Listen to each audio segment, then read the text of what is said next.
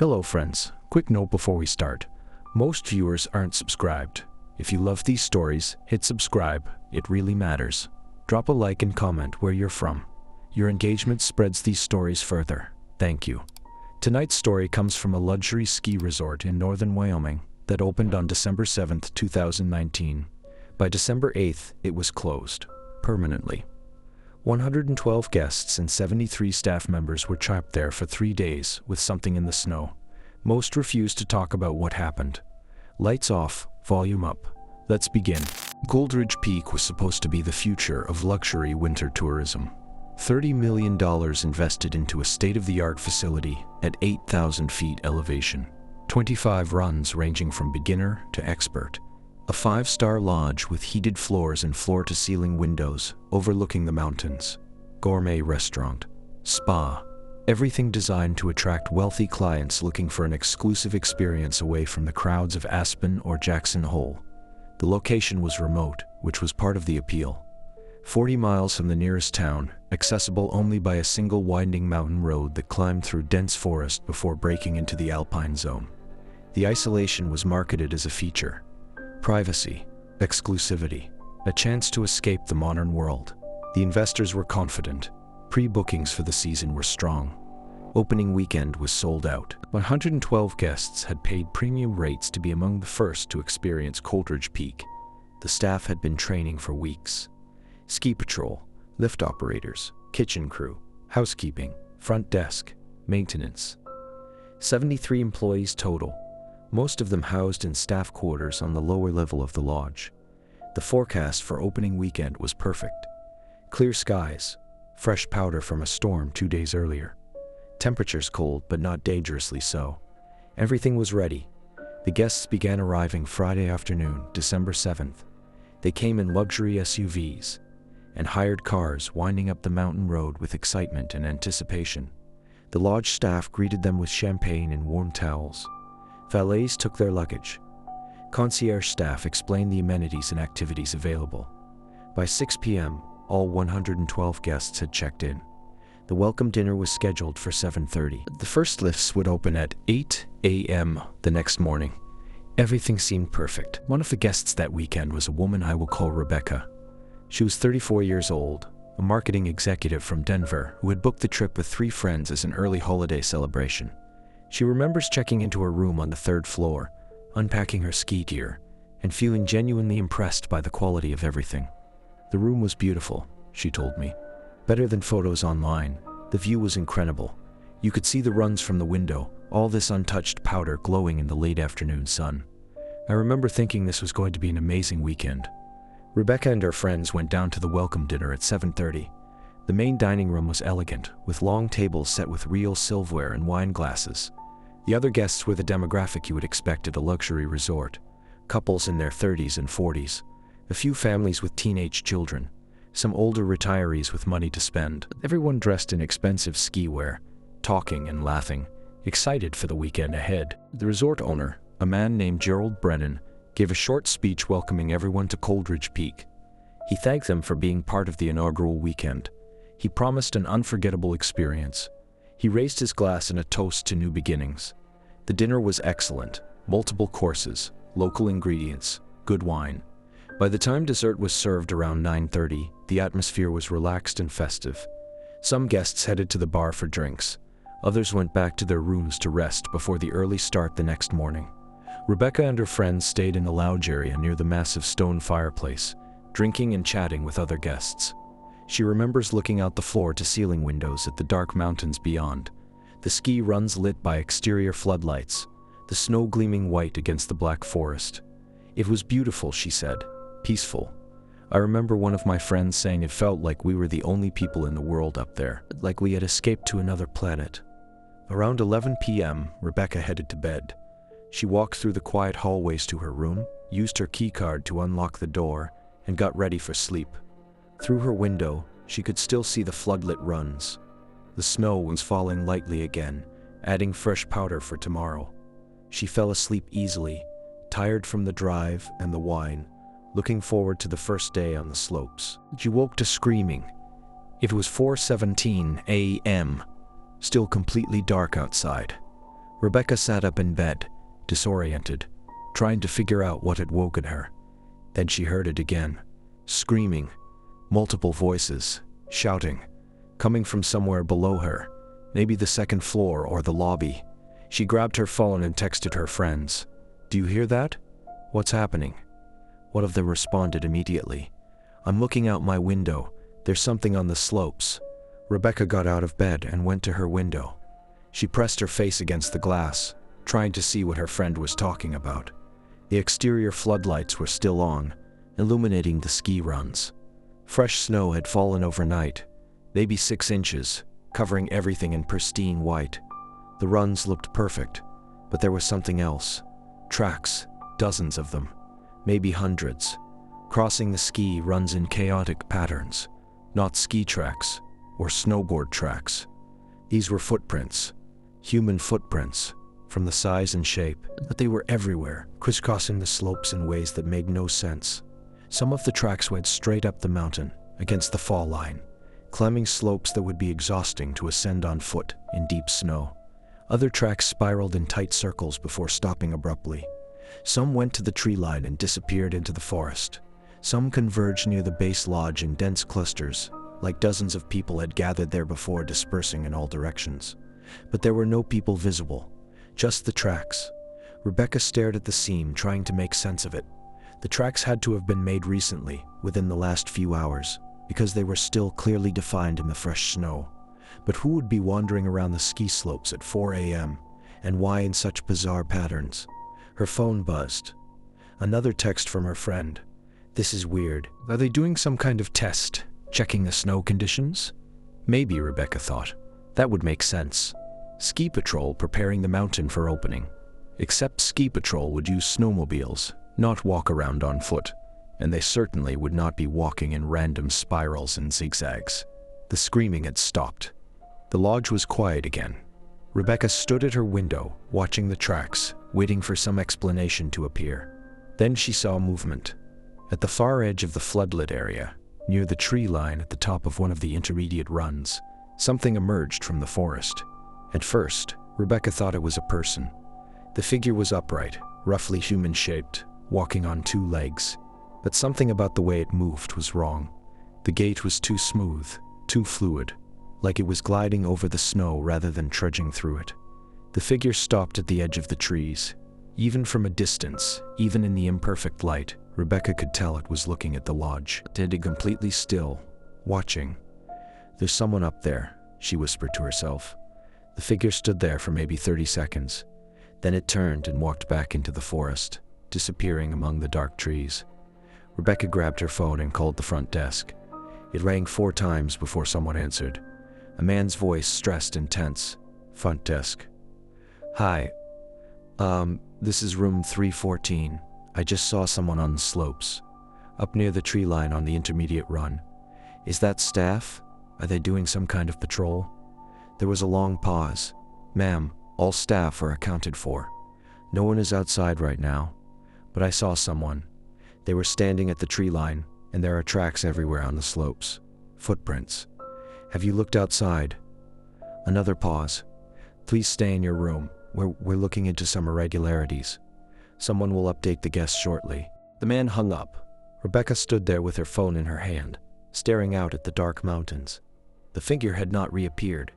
The tracks remained, dozens of them, spreading across the pristine snow like some kind of chaotic map.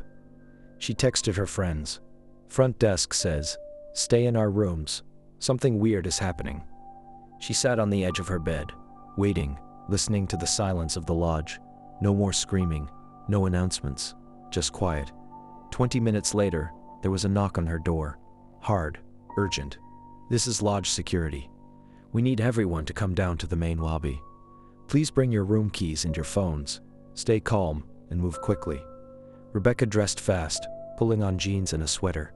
She grabbed her phone and keycard and opened the door. The hallway was full of confused guests, all of them being herded toward the elevators and stairs by staff members who looked pale and scared. "What's going on?" someone asked. "Just go to the lobby," a staff member said. "Someone will explain." Rebecca took the stairs with dozens of other guests. The atmosphere was tense. People whispered to each other, Theories and speculation bouncing around. Gas leak, fire alarm malfunction, problem with the lifts. When they reached the lobby, all 112 guests were gathered there, along with most of the 73 staff members. Everyone looked confused and worried. The lodge owner, Gerald Brennan, stood near the fireplace with two men Rebecca assumed were resort security. Brennan raised his hands for quiet. The crowd settled. "I apologize for the early wake-up call," he said. His voice was steady, but his face was gray. "We've had an incident. We're not entirely sure what happened yet, but for everyone's safety, we're asking all guests and non-essential staff to remain in the main lodge areas until sunrise. Do not go outside. Do not go to the lower levels. Stay together and stay calm." "What kind of incident?" someone shouted. Brennan hesitated. "Some of our security cameras picked up unusual activity on the slopes and around the property. We're investigating. As soon as we know more, we'll update everyone." "What kind of activity?" "Footprints," Brennan said. "A lot of them. We don't know who made them or when, but until we figure it out, I need everyone to stay inside." The crowd erupted in questions and complaints. Brennan held up his hands again. "I understand this is frustrating. I understand you came here for skiing, not for this. We're doing everything we can to resolve the situation quickly. In the meantime, the kitchen staff will prepare breakfast early, and the bar is open. Please make yourselves comfortable, and we'll update you as soon as possible." Rebecca looked around at the other guests. Some were annoyed, treating it like an inconvenience. Others looked genuinely scared. She thought about the figure she had seen at the tree line, the way it had moved, the way it had stood there, watching the lodge. She pulled out her phone and tried to call her sister in Denver. No signal. She tried again. Still nothing. "Anyone else have cell service?"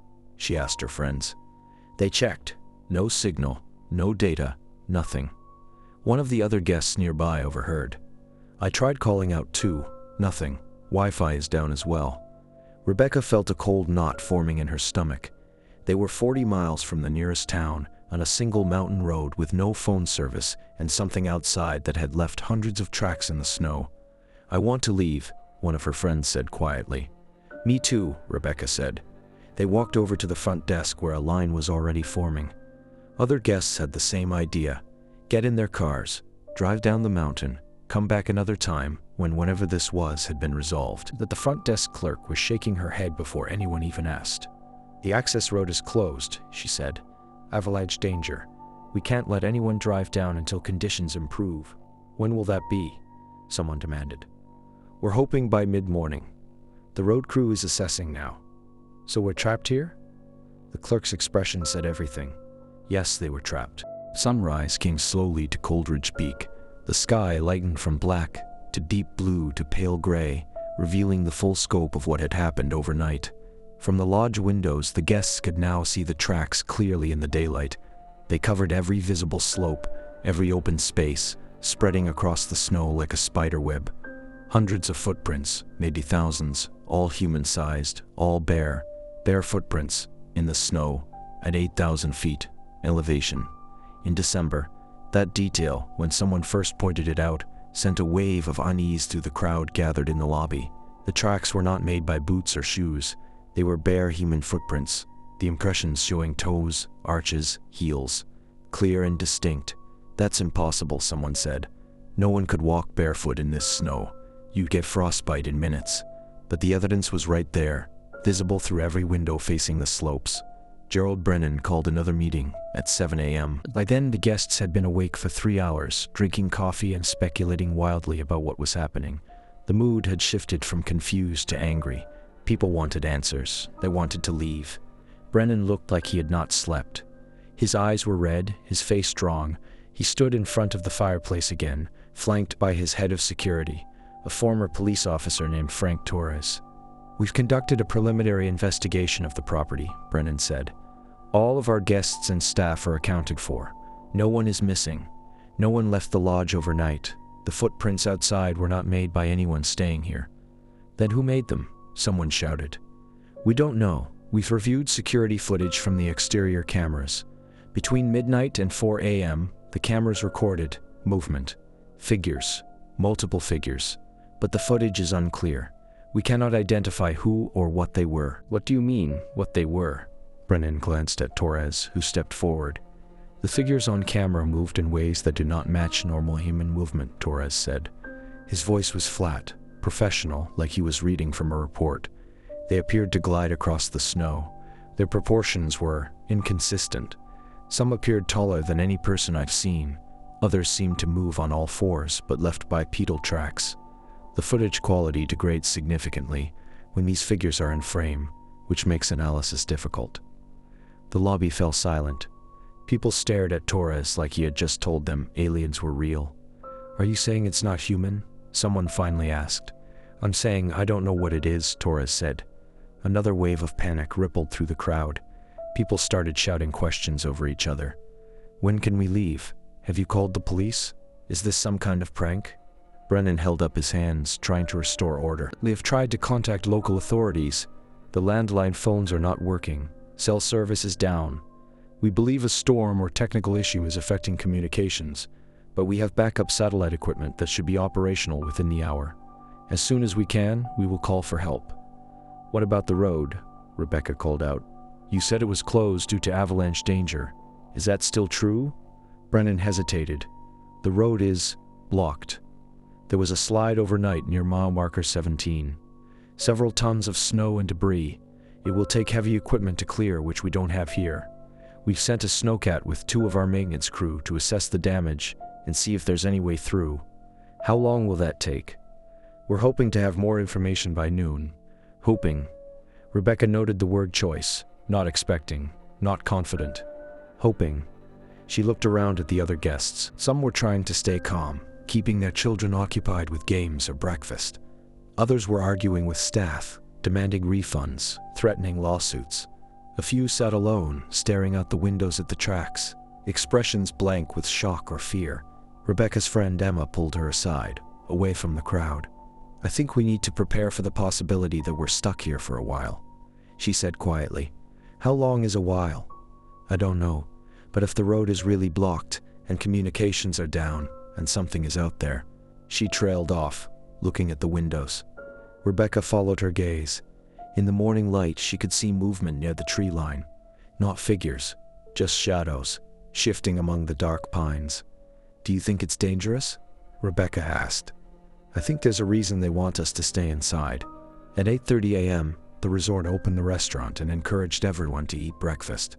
Most people went, if only to have something to do. The kitchen staff had prepared eggs, bacon, pastries, fruit, hot coffee and tea. Under normal circumstances, it would have been a nice start to a ski day. But the atmosphere in the dining room was tense. People ate in silence or spoke in low voices. Every few minutes, someone would get up and walk to the windows, staring out at the tracks, searching for movement on the slopes. Rebecca picked at her food, not really hungry. She kept thinking about the figure she had seen at 4 a.m., the way it had stood there, watching the lodge, the way it had moved back into the trees, smooth and unhurried. At 9:15, Torres came into the dining room looking for Brennan. They spoke briefly in low voices, then both men hurried out. Several guests noticed and followed. Rebecca and her friends joined the growing crowd, trailing after Brennan and Torres as they headed toward the lodge's security office, near the back of the first floor. "What's happening?" someone asked. "The snowcat just radioed in," Torres said over his shoulder. The crew reached the avalanche site. They crowded into the security office, a small room with monitors, showing feeds from cameras around the property. Torres picked up a radio handset. "Unit 1, this is base. Repeat your last transmission." Static crackled. Then a voice, distorted and breaking up. "Base cannot clear. Too much debris. Estimate 3, maybe 4 days. Heavy equipment." The crowd in the office went silent. "Unit 1, say again. How long to clear the road?" More static. The voice came back, clearer this time. 3 to 4 days minimum. We need excavators, dump trucks. We don't have that here. You need to call county services. Copy that. Return to base." Torres set down the radio and turned to face the guests crowded in the doorway. "You heard him. The road is impassable. Even with proper equipment, it would take days to clear. Our snowcat can't do it alone." "So we're stuck here," someone said. "For now, yes. For how long? Until we can get help. Until the county can send crews with the right equipment. But you can't even call them." The phones don't work. Torres's jaw tightened. We're working on getting communications restored. In the meantime, I need everyone to stay calm. We have plenty of food, plenty of water. Power is stable. This lodge is designed to be self-sufficient for extended periods. We're not in danger. Not in danger. A man in the back of the crowd pushed forward. He was in his 50s, red-faced with anger. There are things out there. You saw the footage. You said yourself you don't know what they are. We don't believe they pose an immediate threat, Torres said, but his tone lacked conviction. You don't believe, or you don't know? Torres did not answer. The crowd erupted in arguments and accusations. Rebecca backed out of the security office and walked back toward the lobby. Her hands were shaking. 3 to 4 days, minimum. Stuck here with no communication, no escape route, and something outside in the snow. Emma followed her. This is bad. I know. What do we do? Rebecca did not have an answer. By 10 a.m., the initial panic had faded into a kind of numb acceptance. The guests gathered in the lobby and lounge areas, clustered in groups, talking quietly.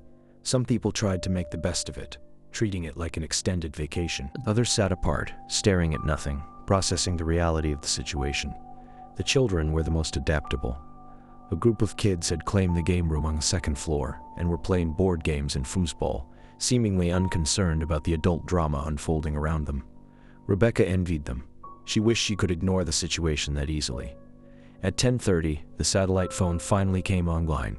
Torres made the first call to the county sheriff's office in the nearest town, a place called Ridgeway, about 40 miles down the mountain.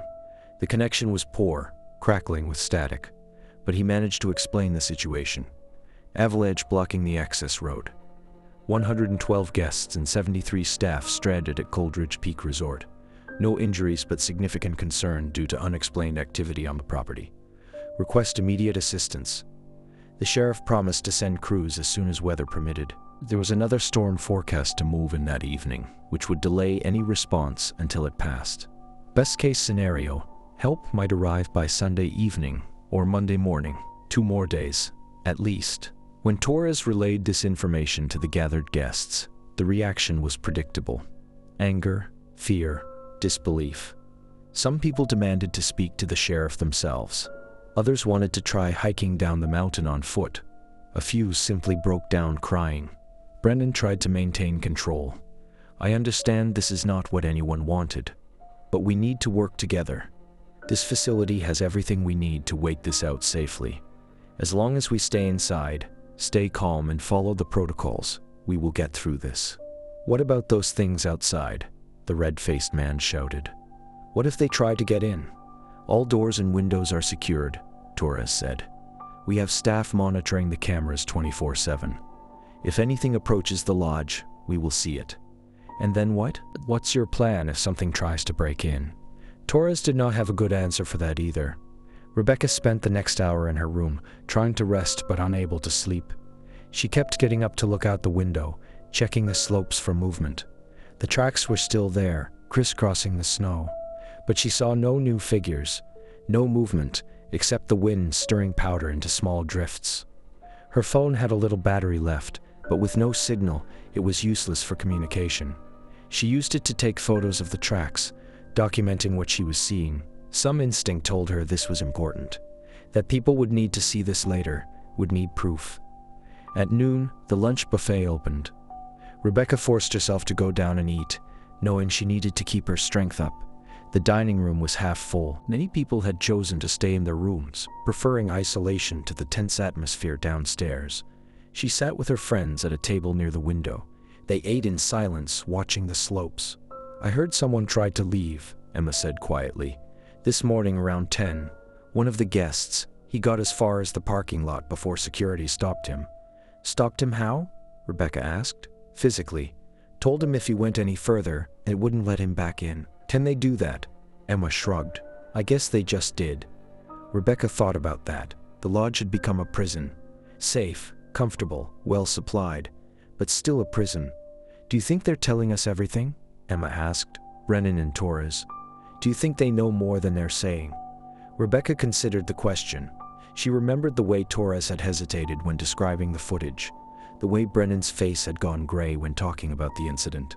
The careful word choices, the things left unsaid. "I think they're scared," Rebecca said finally. "I think they have no idea what's happening, and they're trying not to cause a panic." "Too late for that," Emma muttered. At 1 p.m., Torres gathered all the guests again. He wanted to show them the security footage from overnight.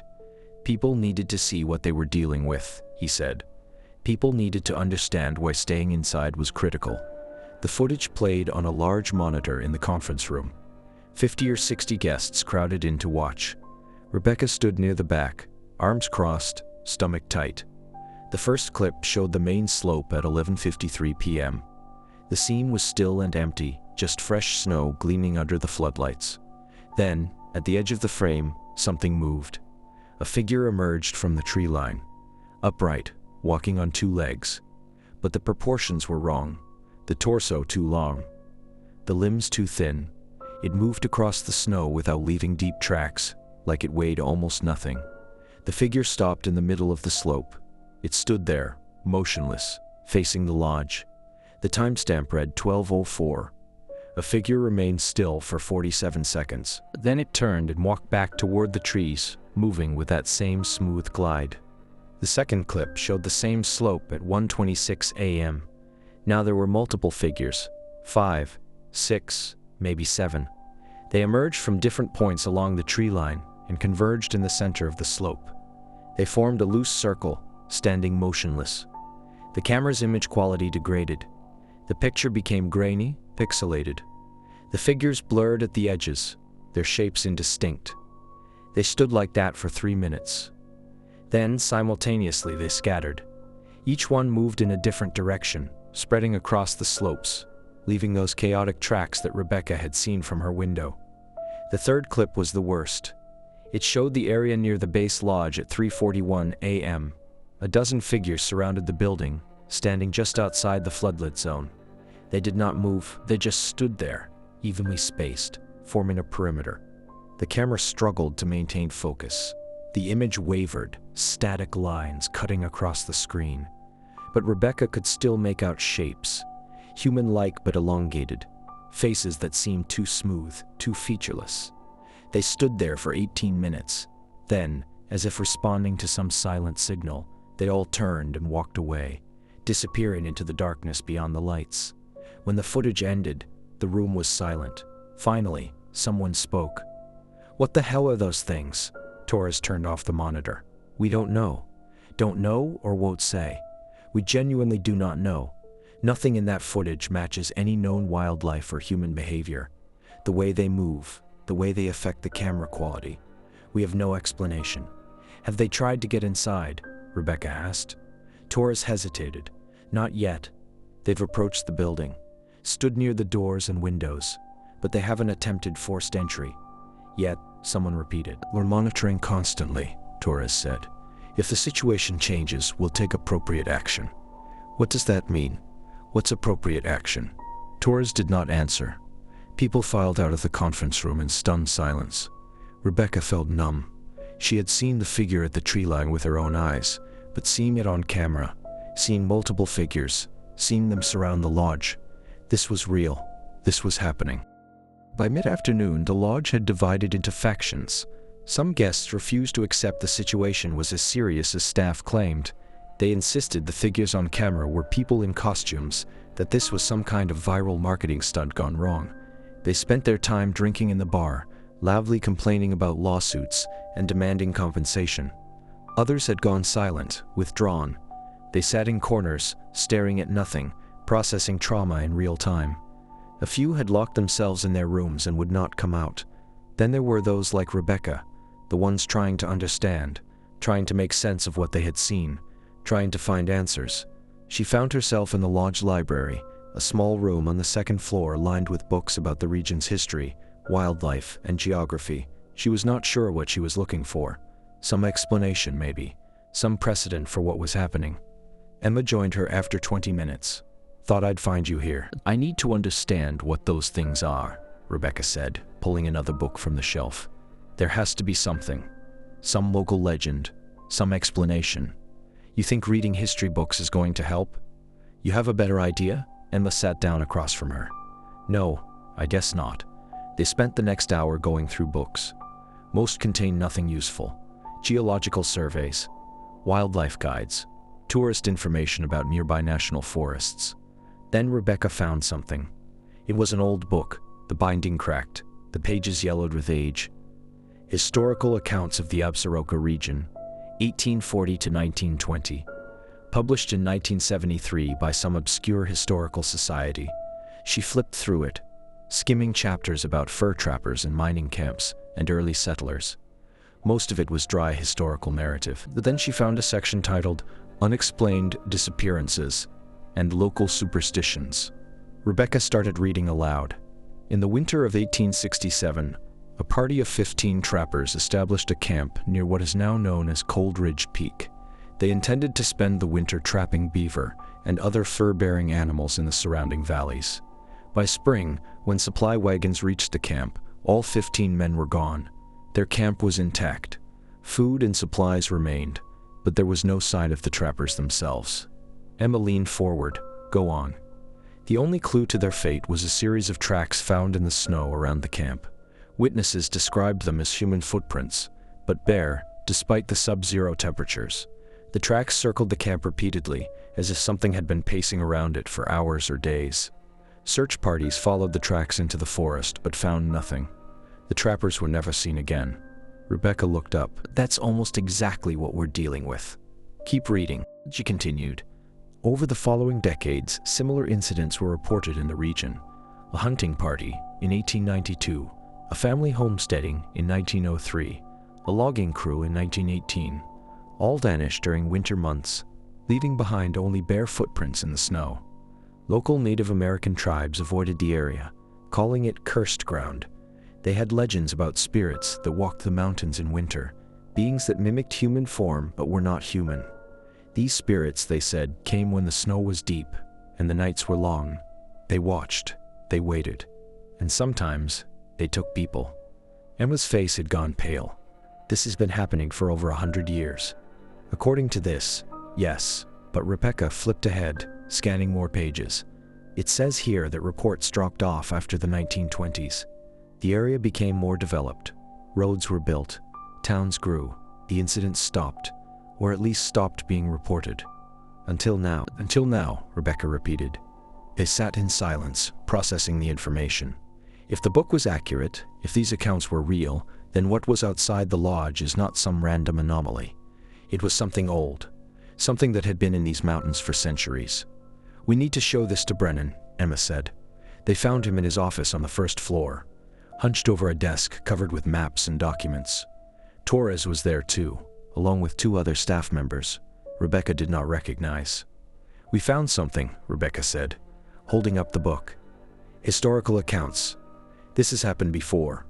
Brennan looked up, his expression weary. What are you talking about? She explained what they had read. The disappearances, the tracks, the legends. As she spoke, Brennan's face darkened. When she finished, he was quiet for a long moment. I know about the disappearances, he said finally. Rebecca stared at him. You knew? I knew there were old stories about this area, legends, folklore. When we were surveying the land for the resort, we heard rumors from locals in Ridgeway. They said this part of the mountain had a bad reputation, that people avoided it in winter, but we thought it was just superstition. Old wives' tales meant to scare tourists. So you built here anyway. Brennan's jaw tightened. We did our due diligence, environmental surveys, safety assessments. Everything came back clean. There was no scientific reason to avoid this location. The stories were just stories, or so we thought. Until last night. He nodded slowly. Until last night. Torres leaned forward. Did the book say anything about how to deal with them? These spirits, or whatever they are? Rebecca flipped through the pages again, searching. Not really. Most of the accounts just describe the disappearances, but there's a section here about Native American beliefs. It says the spirits could be appeased with offerings, that leading food outside would sometimes satisfy them, and they would leave the camp alone. Offerings, Torres repeated flatly. You're saying we should leave food outside for them. I'm saying that's what people did 100 years ago, and some of them survived. Some, not all. Better than nothing. Brennan rubbed his face. This is insane. We're sitting here talking about making offerings to mountain spirits like it's 1867. You have a better idea? Rebecca asked. He did not. They debated for another 30 minutes. Some argued the offerings were worth trying, a low-risk way to potentially defuse the situation. Others insisted it was ridiculous, a waste of time and resources. Torres remained skeptical, but admitted they had few other options. Finally, Brennan made the decision. We'll try it. Tonight, after dark, we'll leave food near the tree line. If it works, fine. If not, we're no worse off than we are now. What kind of food? Someone asked. Rebecca checked the book again. It says meat, fresh meat, large quantities. The kitchen staff was called in. They had plenty of meat in the freezers. Steaks, roasts, whole chickens. They could prepare whatever was needed. At 5 p.m., as the sun set behind the mountains, the temperature dropped sharply. The forecast storm was moving in. Heavy snow expected overnight. High winds. Visibility near zero. Perfect weather for something to move unseen. At 6 p.m., the kitchen had prepared 50 pounds of raw meat. Steaks, roasts, chicken, pork. They loaded it onto large metal trays and covered it with plastic wrap. At 7 p.m., after full darkness had fallen, Torres and 2 maintenance workers prepared to take the meat outside. They would carry it to the edge of the floodlit area near the tree line and leave it there. Most of the guests gathered in the lobby to watch through the windows. Rebecca stood at the glass, heart pounding. She could see Torres and the 2 workers moving across the snow, their breath visible in the cold air. They carried the trays between them, walking carefully across the uneven terrain. They reached the designated spot, about 80 yards from the lodge. They set down the trays, pulled off the plastic wrap, and stepped back. The meat sat there, steaming slightly in the frigid air. Torres and the workers turned and walked back toward the lodge. They moved quickly, but did not run. Rebecca could see the tension in their bodies, the way they kept glancing over their shoulders. They made it back inside without incident. Torres locked the doors behind them and turned to face the crowd. "Now we wait," he said. They waited. 8 p.m. came and went. The meat remained untouched. 9 p.m. Still nothing. The storm arrived at 9:30. Snow began falling heavily, driven by wind that howled around the lodge. Visibility dropped to almost nothing. The exterior cameras showed only white static. "We can't see anything," someone complained. "How will we know if they take it?" "We'll check in the morning," Torres said. But at 10:43 p.m., the power went out. The lodge plunged into darkness. Emergency lights kicked on after a few seconds, dim and battery-powered. The heating system shut down. The security cameras went offline. People screamed. Children cried. The orderly atmosphere that had been barely maintained all day disintegrated into chaos. "Everyone stay calm," Brennan shouted. "The backup generators will kick on any second." But the generators did not start. Torres grabbed a flashlight and headed for the basement where the electrical systems were located. 2 maintenance workers went with him. The rest of the staff tried to keep the guests calm and organized. Rebecca stood in the dim emergency lighting, listening to the wind howl outside. Through the windows, she could see nothing but swirling snow. The storm had turned the world into a white void. Then, faintly, she heard something else beneath the wind, scratching. It was coming from the windows, a soft, persistent sound, like fingernails on glass. She turned slowly, aiming her phone's flashlight at the nearest window. There was something pressed against the glass. A face, pale, smooth, with dark holes where eyes should be. It was staring directly at her. Rebecca stumbled backward, dropping her phone. The light spun across the floor, casting wild shadows. Other people had seen it too. More screaming, people running from the windows. But when someone else picked up the flashlight and shined it at the glass, the face was gone. "Did you see that?" Rebecca gasped. "I saw it," Emma said, her voice shaking. "We all saw it." More scratching sounds. Coming from multiple windows now. All around the lobby. Something was circling the building, testing the glass, looking for a way in. The emergency lights flickered, once, twice. Then they went out completely. The lodge was plunged into absolute darkness. The only light came from phone screens and a few flashlights. In the chaos, people collided with each other, shouting and crying. Rebecca grabbed Emma's arm. "We need to get away from the windows." They pushed through the crowd toward the interior of the building. Other people had the same idea. Everyone was trying to get away from the walls, away from the glass, into the center where they felt safer. A loud crack echoed through the lobby. "What was that?" someone yelled. Another crack, louder. The sound of glass under stress. "The windows are breaking." Someone screamed. Then, over the sound of wind, and shouting, and breaking glass, Rebecca heard something else. Footsteps. Inside the lodge. Running. Multiple sets. Moving through the hallways. Something had gotten in. People scattered in every direction. Some ran for the stairs, trying to reach their rooms. Others huddled together in groups, backs against walls. A few tried to find weapons, grabbing fireplace tools or kitchen knives. Rebecca and Emma ran for the stairwell. They made it to the second floor landing before they heard it. A voice. It was calling from somewhere below, echoing up the stairwell. A human voice, but wrong. The pitch was off, the cadence unnatural, like someone trying to mimic human speech without quite understanding how it worked. "Come down," the voice said. "It is safe now. Come down." No one moved. The voice called again. "Closer now. We have restored the power. Come down. Everything is okay." Rebecca pressed herself against the wall, holding her breath. Beside her, Emma was shaking. Footsteps on the stairs, slow, deliberate, coming up. Then the emergency lights flickered back on. In the dim glow, Rebecca saw it climbing the stairs toward them. It was tall, too tall, 7 feet at least, its head nearly touching the ceiling. Its limbs were thin and elongated, joints bending at wrong angles. Its face was smooth and pale, with 2 dark hollows where eyes should be, and a slash of a mouth that did not move, even as the voice continued to speak. "Come down," it said. "Do not be afraid." Rebecca could not move, could not breathe. She watched as the thing reached the landing and turned toward them. Then from behind it, a different voice. "Torres, get down." The sound of a gunshot exploded in the stairwell. The creature jerked, stumbled backward.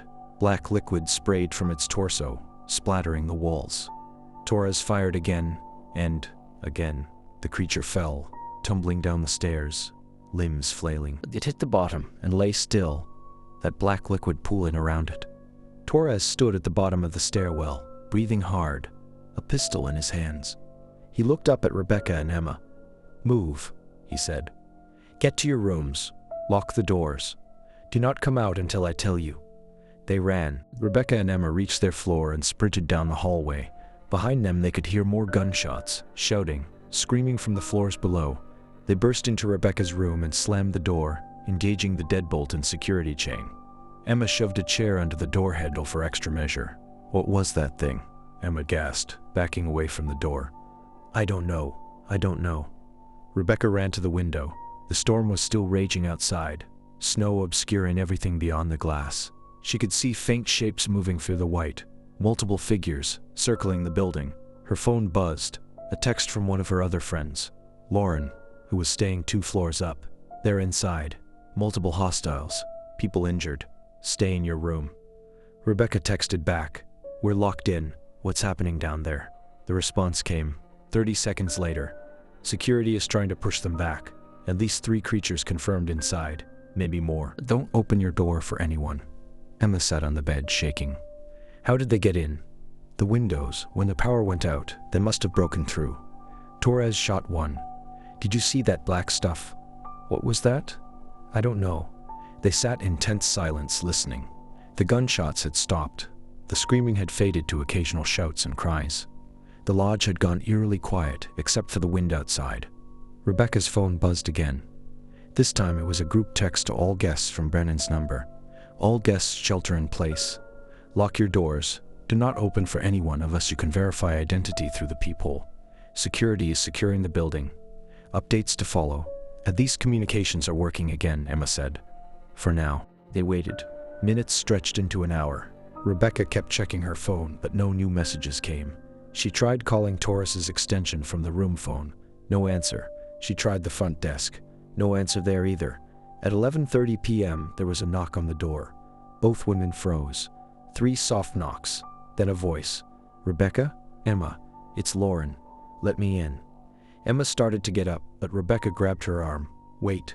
It's Lauren. She's texting us. She knows we're here. Or something knows Lauren was texting us." Rebecca crept to the door and looked through the peephole. The hallway was dimly lit by emergency lights. She could see someone standing there, a woman. The right height and build to be Lauren. "Lauren, what's your middle name?" Rebecca called through the door. A pause. "What? Rebecca, it's me. Let me in." "Answer the question. What's your middle name?" Another pause. Longer this time. "Why are you asking me that?" "Because I need to make sure you're really Lauren." The figure in the hallway shifted. When it spoke again, the voice had changed. Still recognizable as Lauren's voice, but flatter. Emotionless. "Let me in, Rebecca." "No. I am your friend. I am Lauren. Let me in." Rebecca backed away from the door. Emma had gone white. "That's not her," Emma whispered. The thing outside knocked again, harder this time. 3 sharp raps that made the door shudder in its frame. "Let me in. Go away," Rebecca said, trying to keep her voice steady. The knocking stopped. Footsteps moved away down the hallway. Rebecca's phone buzzed. A text from the real Lauren. "I'm in my room, haven't left. Did something just knock on your door pretending to be me?" Rebecca texted back with shaking hands. "Yes, don't open your door for anything. Already figured that out. Stay safe." Emma was crying silently. Rebecca sat beside her, putting an arm around her shoulders. They stayed like that for a long time, listening to the wind and the occasional sounds from elsewhere in the lodge. Footsteps, voices, things they could not quite identify. At midnight, the group text thread became active again. People sharing information and warnings. "Something tried to get into my room. It sounded like my husband, but he's right here with me. I can hear them in the hallways, walking, stopping at doors. Security says stay quiet. Don't respond if they knock. How many are inside? Unknown. At least 5 confirmed, maybe more. Where is Torres?" No one answered that question. At 12:30, the power came back on. The lights flickered to life. The heating system rumbled back to operation. The security cameras came online. Rebecca's room phone rang. She stared at it, not sure if she should answer. It rang again. She picked it up slowly. "Hello? This is Torres. Are you secure?" "Yes, we're locked in. What's happening?" "We've cleared the first 2 floors. Pushed the hostiles back outside. We're working on securing the upper levels now. Stay in your room. Do not open the door, unless you hear me use the code phrase. The code phrase is Red Mountain. Do you understand? Red Mountain. Got it. If anyone knocks and doesn't use that phrase, do not open the door, even if they sound like staff or other guests." "Understood." Torres hung up. Rebecca relayed the information to Emma. They settled in to wait, knowing it would be a long night. At 1:15 a.m., someone knocked on the door again. Rebecca looked through the peephole. A man in a security uniform.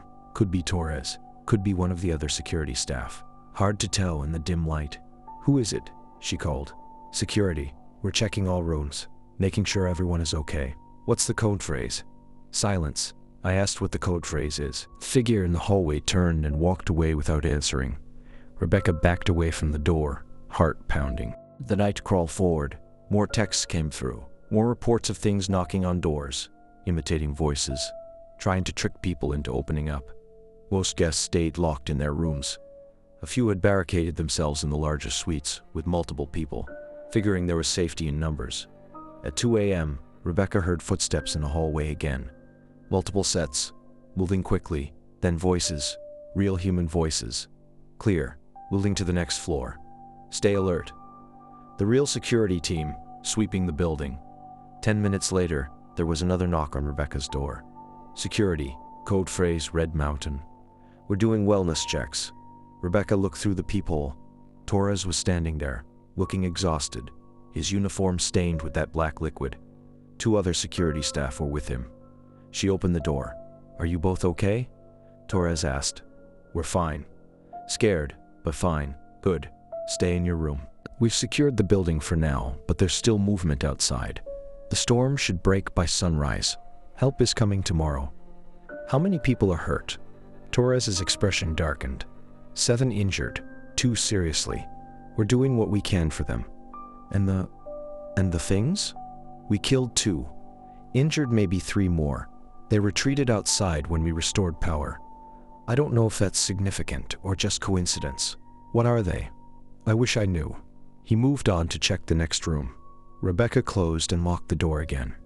The rest of the night passed in a state of exhausted vigilance. Rebecca dozed off a few times, but kept jerking awake at every sound. Emma did not sleep at all. At 5:47 a.m., the first light of dawn began to brighten the sky. The storm had passed. The world outside was buried under 2 feet of fresh snow, pristine and white. Rebecca went to the window and looked out at the slopes. The tracks from yesterday were gone, covered by new snow, but there were fresh ones. Dozens, hundreds, spreading across every visible surface in those same chaotic patterns. Spirals, circles, straight lines that climbed impossible slopes. And at the tree line, barely visible in the dawn light, she saw them, standing, watching. Dozens of figures, tall and thin and utterly still, just staring at the lodge.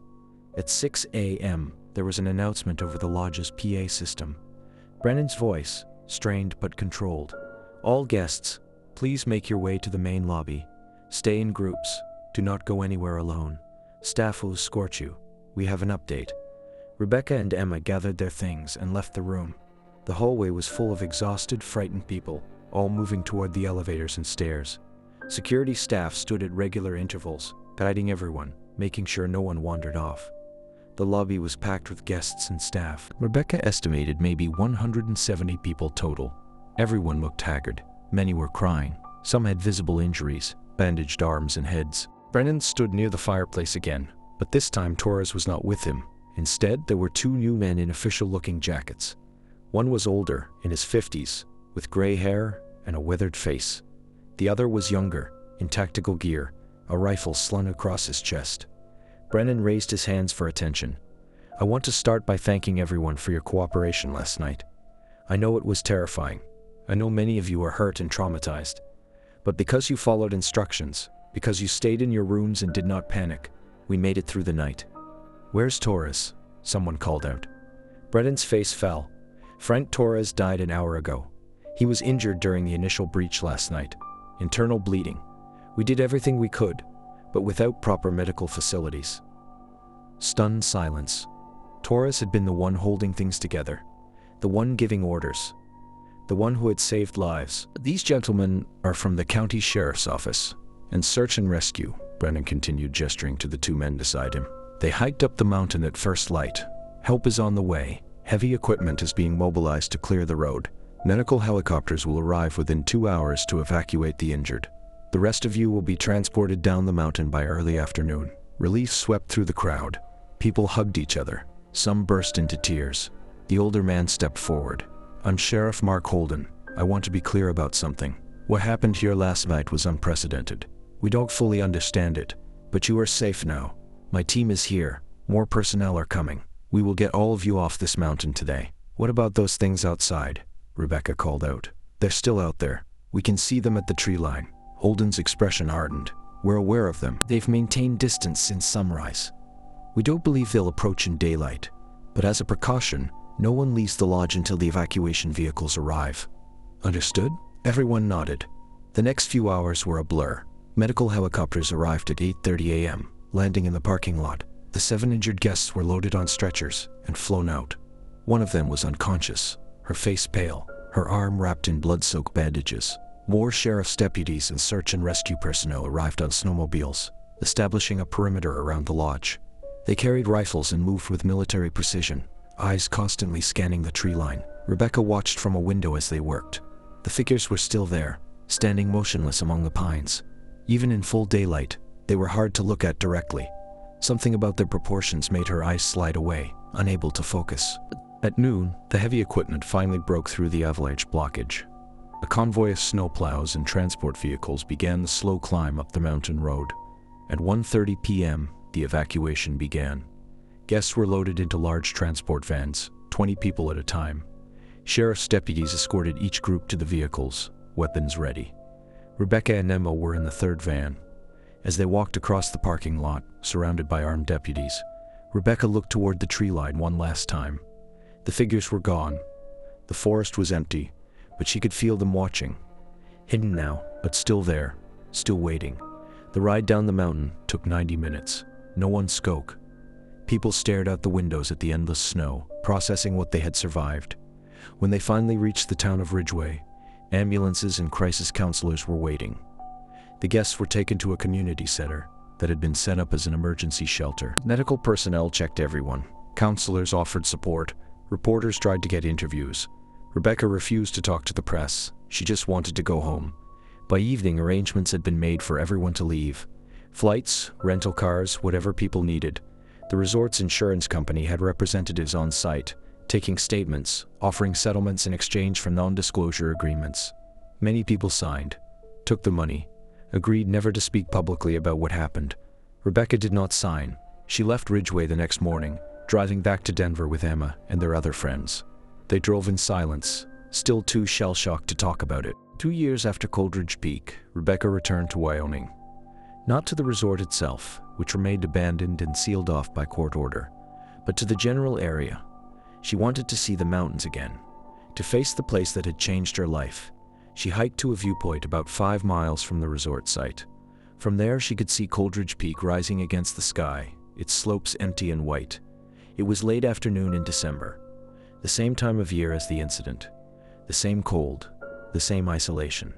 She stood there, looking at the mountain, thinking about Frank Torres and the other people who had been injured or traumatized, thinking about how close they had all come to dying, and thinking about how it could happen again, anywhere, anytime the conditions were right.